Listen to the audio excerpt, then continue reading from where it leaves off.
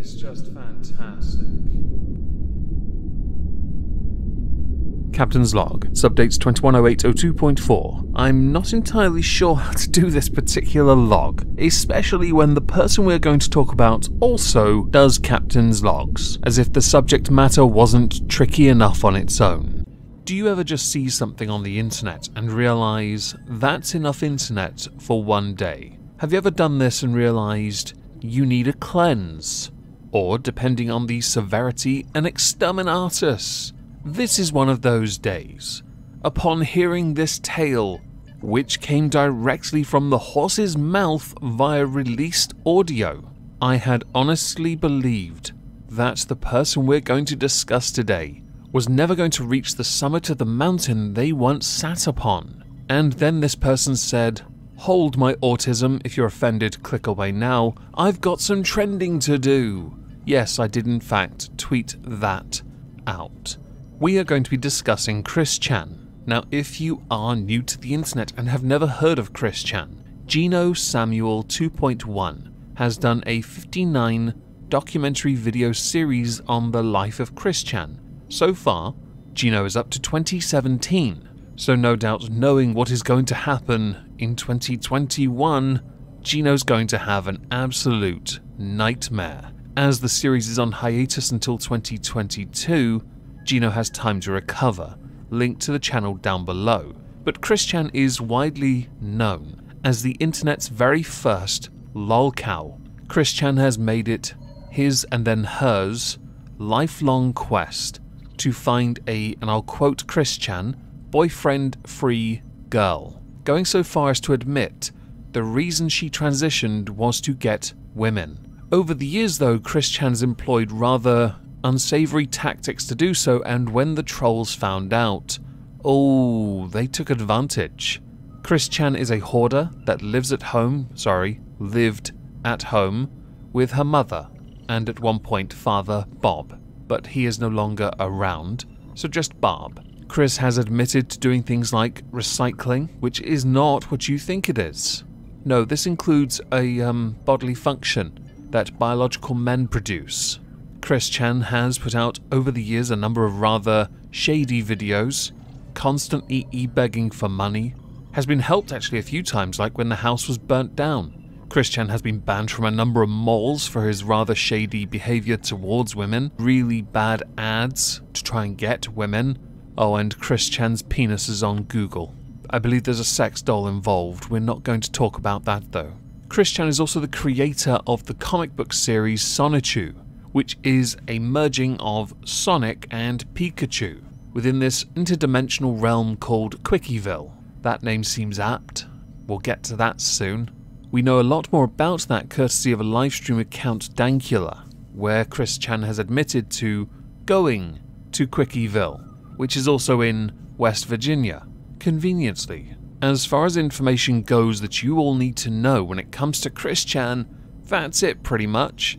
There's a lot more to it, and Kiwi Farms, for example, have a source pile bigger than Everest on Chris Chan, because the information there is so much of it.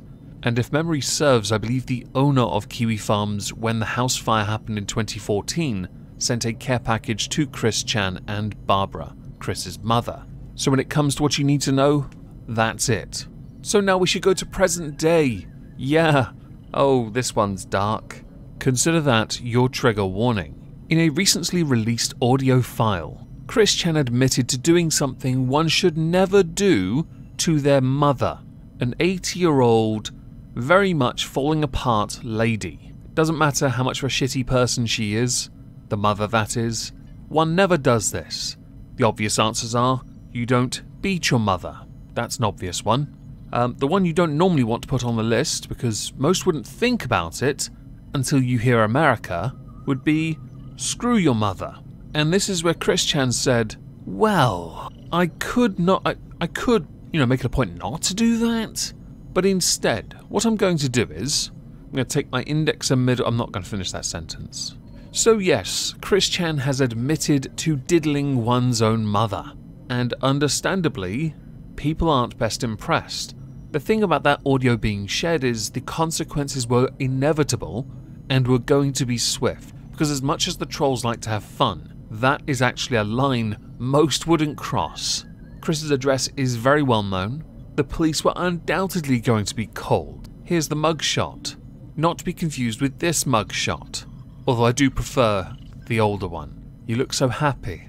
Now, it is widely believed that Kris Chan may have been encouraged to engage in this activity with her mother. I don't care if it was encouraged or not. Incest is incest. One does not accept incest in society, and no amount of but and then insert issues here will save you, if that is why you've been arrested. Now, there were two concerns I had with all of this. The first is Barb. As much as people don't like her, one would want her to be safe. The other would be the pets, because I do believe the Chandler household have a number of cats, and I would like them to be cared for. Now, it has been confirmed they are safe and being looked after, which is fantastic news. It's also worth adding, courtesy of Null, aka Josh, we know that there is in fact a protective order stopping Kris Chan from going within 300 feet of Barbara Chandler, aka Chris's mother. We also know that a GoFundMe that had been set up to get Kris more money is being refunded, which could well put Kris Chan in a rather interesting spot, because Kris Chan had access to her mother's bank accounts online and withdrew $750 with the intention of paying it back, because emergency. I earlier said Kris Chan was a hoarder. I'm sure that emergency was to buy more toys, and not to pay the bills, because Kris Chan can't be trusted with money. Over the years, so many olive branches have been shown, presented even, to Kris Chan, and Kris Chan has dumped on every single one of them. While I'm convinced some, maybe a minority, genuinely want to help, the vast majority just want to screw with her, like she did her mother. This has gotten to the point where mainstream news outlets are now talking about this, because it had been trending for days over the weekend. It had overtaken the popularity coverage of the Tokyo Olympics. But something within all of that I found fascinating I'm going to address now. What is worse to you, incest or misgendering? To me, you can't compare the two. I personally don't give a damn about the misgendering in the slightest, because no one's devaluing another person's experience as being trans. But many who are criticizing Kris Chan are criticizing a predator, which is something many people don't seem to understand. So when they say, yes, incest is bad, but you shouldn't be misgendering to get your point across, you are latching on to the wrong part of the issue here. The key issue is incest, not whether Kris Chan is male or female, or other, I don't know all of them, okay? To the overly sensitive peanut gallery that got easily offended by the misgendering of people who have zero tolerance towards the line that Kris Chan crossed. Go find yourself a nice soft padded room with some cuddly toys in. Shut the door and don't come out. The rest of us want to pillory someone who has claimed to have diddled their own mother every third day, because they deserve it at this point, and if any of that is true, I hope you go to prison. I had someone on my server very kindly do some digging on incest laws. Not as prevalent in quite a lot of states, but it is an issue in West Virginia, which is nowhere near as south as I thought it would be when I heard incest and America. I was thinking like Alabama territory, not somewhere closer to the north. I'm not sure what to say beyond that, really. So perhaps we should end here. I'm going to link a bunch of sources down below that are related to this. If you're interested in hearing the audio, yeah, go nuts. I'm not playing it.